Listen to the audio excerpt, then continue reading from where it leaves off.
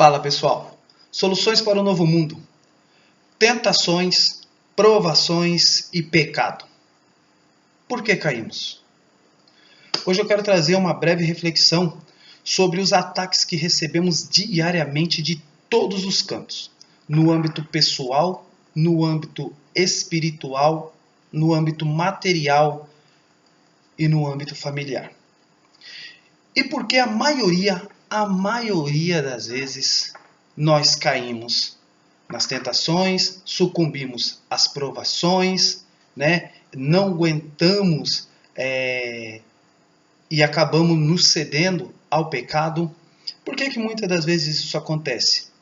O primeiro braço, que é o que eu não vou discutir, é que somos humanos e somos propensos, né? Já temos uma perna manca que tende a querer sempre a fazer aquilo que é errado, aquilo que não convém, muitas das vezes para nós, né? Naquilo que comemos, naquilo que bebemos, naquilo que fazemos, nas atitudes, ações e decisões que tomamos, muitas das vezes a gente tem uma perna manca que puxa para o lado do pecado, muitas das vezes por ser a parte conveniente. Então eu não quero entrar muito nessa parte sobre seres humanos, sobre ser falho, né? Eu quero para as coisas em que nós podemos, de alguma forma, nos defender. Em algum momento nós vamos cair, porque somos falhos e estamos propensos ao erro, certo? E para ajudar nessa reflexão, eu vou usar esses 3 grandes exemplos de vida, que é, como vocês estão vendo aqui, A Arte da Guerra, de Sun Tzu, O Príncipe, de Nicolau Maquiavel e a Bíblia. Então vamos lá. A primeira parte eu já quero dizer o seguinte. Eu já quero começar dizendo que para alguém nos derrotar em qualquer âmbito da vida, ele tem que saber contra o que ele está lutando. E ele sabendo contra o que ele está lutando, ele vai criar uma balança onde ele vai ver aonde você é forte e aonde você é fraco. E aí vai entrar Sun Tzu na Arte da Guerra. Ele vai dizer o seguinte: conheça o teu inimigo e conheça a ti mesmo, e em 100 batalhas você jamais correrá perigo. Esse é um princípio de Sun Tzu na Arte da Guerra. O outro princípio que Sun Tzu usa é o seguinte: ele diz assim, conheça o seu oponente, ataque as fraquezas e evite a força, para que você seja bem sucedido na sua investida. Essa é uma estratégia bem interessante que a gente vai entender um pouquinho mais à frente. E aí o que acontece? Sabendo disso, que essas estratégias, né? E o terceiro princípio que eu quero encerrar aqui a parte de Sun Tzu, ele vai dizer o seguinte, que você pode perder ou ganhar uma guerra se você souber o momento certo de atacar. Aí ele diz, ter paciência e atacar no momento certo é quase a certeza de êxito. Beleza? Esses são os 3 princípios do Sun Tzu que eu gostaria de comentar. E Nicolau Maquiavel, quando ele escreveu O Príncipe, quando ele está falando para o príncipe de Veneza, ele vai dizer o seguinte, Dom Lorenzo, né? Ele vai dizer o seguinte, se você tiver que escolher e impor a sua autoridade para conquistar o povo por meio do amor ou por meio da força da violência, use a violência. Porque ele fala que as pessoas tendem a respeitar mais o que elas temem do que o que elas amam. Porque quando as pessoas são boas demais, as outras tendem a tirar proveito disso e não respeitar de alguma forma e ajudar de alguma forma. Então, ele já vai dizer logo isso. Agora você pegou esses princípios, eu quero entrar agora aonde nós erramos e por que nós caímos. Eu vou me dar como exemplo aqui para se fazer entender. Vamos supor que eu estou congregando e eu estou indo muito bem. Eu tomo a bênção, eu ajudo, eu sirvo a Deus, eu prego, eu ajudo as pessoas, eu tomo a bênção. Vou colocar assim no nível de 80%, 90% fiel com a palavra, com o que Cristo me ordenou. Estou perfeito. E o diabo ele vem contra mim. Se eu sou um homem de oração, o diabo não vai me atacar por meio da oração. E se eu sou bom na palavra, o diabo não vai me confrontar por meio da palavra. Se eu sou bom em ensinar, em trazer um bom relacionamento, em cuidar da igreja, o diabo não vai me atacar por aquele meio. O diabo ele vai esperar o momento certo para encontrar uma falha em mim, que eu tenho várias, ele vai encontrar uma e vai investir em cima da minha falha, da minha fraqueza. Ah, Fernando, mas da onde você tirou isso? Daqui. Vamos lá ver? No livro de Tiago, no primeiro capítulo, no versículo 13, você vai ver Deus dizer o seguinte: Deus não pode ser tentado por ninguém, por isso não a ninguém ele atenta. No versículo 13 ele diz isso. Deus não pode ser tentado, então a ninguém atenta. Aí eu faço uma pergunta para você. Bom, se Deus não está me tentando, se a tentação não vem do diabo, da onde o diabo tira? O que o diabo usa para vir me tentar? O versículo 14, Tiago 1, versículo 14, ele explica A por mais B por que as pessoas que estão na igreja, que têm cargo, pessoas que estão na fé, caem diante da tentação da investida do diabo. A explicação? Tiago 1, versículo 14. Vamos ver o que está escrito? Porque, olha que é muito forte essa palavra.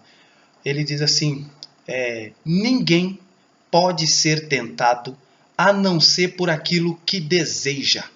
Através da sua cobiça, ele será dominado e isso resultará em morte. Olha que interessante que Tiago vai dizer nessa palavra. Ninguém pode ser tentado a não ser por aquilo que deseja. Em algumas traduções vai estar dizendo por aquilo que cobiça. Vamos voltar lá para o diabo tentando me tentar. E ele está vendo que não acha brecha. De repente, ele olha em mim e ele vê que eu estou olhando para uma irmãzinha que não deveria estar olhando. Aí o diabo olha a sua fraqueza. E ele vai investir nessa fraqueza. Ele vai criar uma maneira de levar eu de encontro com o meu pecado.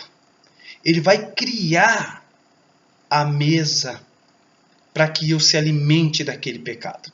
Ele vai aproveitar aquele desespero meu, aquele ato falho, para me derrubar. É assim em qualquer âmbito. Quando você é ganancioso, ele vai fazer com que você acabe atropelando o seu companheiro de trabalho para alcançar aquilo que você quer. Se você é uma pessoa cobiçosa, né, e ele vai tentar você através do dinheiro, através do poder aquisitivo e outro. Se você é uma pessoa luxuriosa, ele vai tentar você através de um rapaz, de uma moça, ou de alguém que você tem algum tipo de afeição. Consegue entender? Tá, Fernando, mas e se eu estiver em oração, se eu tiver... Claro que o diabo ele não vai te atacar no momento em que você estiver firme.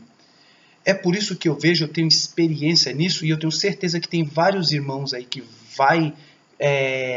vai concordar comigo, que já devem ter visto isso, passado por isso. Um irmão ou uma irmã chega lá no culto e ele está cheio de Deus, está cheio da glória. E aí ele canta o hino lá, o hino, eu quero estar com Cristo onde a luta se travar. Aí, nesse momento que ele está cheio da graça, cheio de espírito, cheio de força, o diabo vai fazer isso aqui, ó. O diabo ele tem uma coisa que o crente não tem, que nós cidadãos comuns, as pessoas não tem. O diabo ele tem tempo. Ele não tem tempo no ciclo total, mas com você ele tem. Então ele tem tempo. Você pode pular, você pode chamar o diabo, você pode falar que vai pisar na cabeça dele, você pode fazer tudo isso, esse sapatear tudo. Só que o diabo ele tem tempo, ele vai esperar. E em algum momento você vai demonstrar uma fraqueza. E a hora que você demonstrar essa fraqueza, pergunta para Sansão o que aconteceu. A hora que você mostrar essa fraqueza, ele vem com tudo para cima de você. Ele vai furar os seus olhos. É por isso que o apóstolo Paulo, quando ele diz, coloca o capacete, o escudo, a couraça, porque as setas vai vir de todos os lados. Quando ele está falando as partes do corpo para você se defender, ele está dizendo o seguinte, que o diabo ele vai atacar a sua razão, vai atacar a sua emoção, vai atacar o seu corpo físico, vai atacar a sua vida material, ele vai atacar de todas as formas. Às vezes o diabo ele não tem força contra você. Às vezes você é um irmão, uma irmã cheio da graça, cheio da unção. Então ele vê que não dá para pôr a mão em você. Aí ele vai pôr a mão naquele que você ama. Eu aprendi uma coisa estudando até esses grandes filósofos da guerra, né, que ensinam guerra, como West Point, por exemplo, que eles ensinam o seguinte: quando você não consegue atingir o seu inimigo, o próprio Sun Tzu vai dizer isso, encontre uma fraqueza. E às vezes a fraqueza da pessoa está no filho, está no marido, está na esposa, está na vida financeira, às vezes está no trabalho. Entende? Então o diabo ele vai atacar por esses flancos, aonde estão mais desprotegidos. Ele vai atacar suas fraquezas. E às vezes a irmãzinha está cheia da graça, tá orando, mas o diabo ele toca no marido. E aí ele toca no marido e o marido consegue destruir a vida dessa mulher. Ou de um filho que vai para uma criminalidade, ou morre, ou vira bandido, ou acontece alguma coisa. Então o diabo ele usa esses flancos. Eu quero deixar como um último exemplo aqui, para que todos reflitam o que eu estou falando. Vou trazer à luz um versículo que talvez algumas pessoas não tenham visto pelo ângulo pela qual eu vou mostrar. Foi assim que eu aprendi. Eu não sou melhor do que ninguém. Estou sujeito às mesmas tentações. Erro muito. Se eu fosse colocar empilhado em cima do outro, meus pecados faria sombra no Everest.